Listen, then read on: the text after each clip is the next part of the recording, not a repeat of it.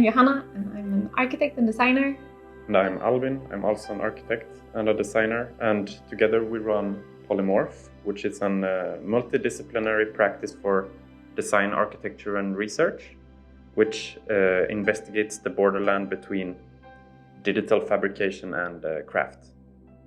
We use computational design or procedural design to model in the computer forms of great complexity, and we materialize these through the means of ceramic 3D printing.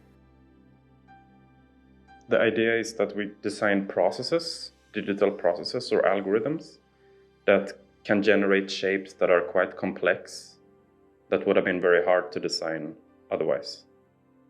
Things that they might be organic in a way, or they look like they came up from the bottom of the ocean and you don't know what it is.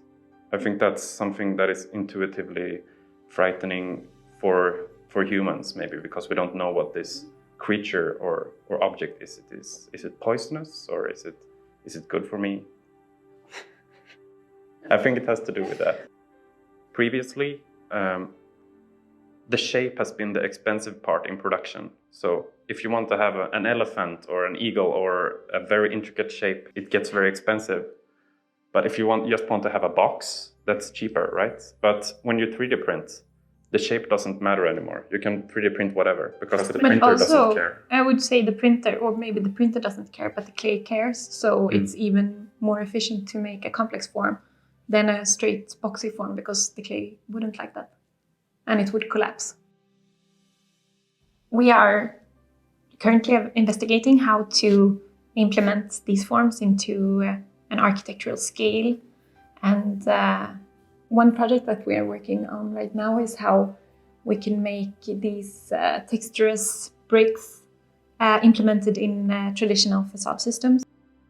There is always so much clay that are excavated when you build a building, and nobody knows really what to do with this clay. Mostly it's just a problem.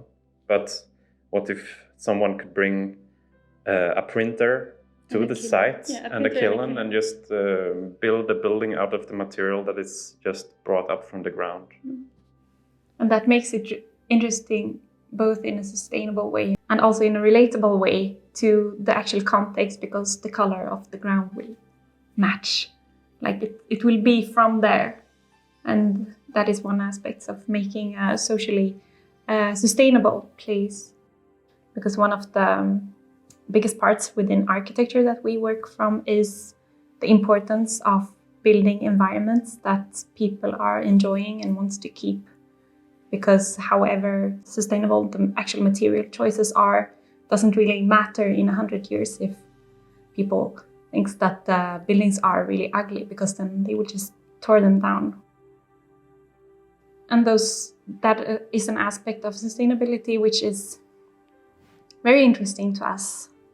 And it's really rarely discussed in today's discourse.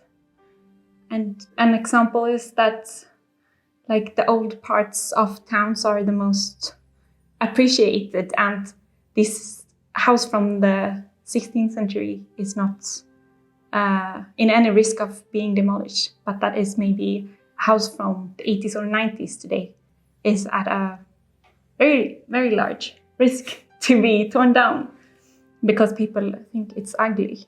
And that aspect is really interesting, to make things that are precious and then kept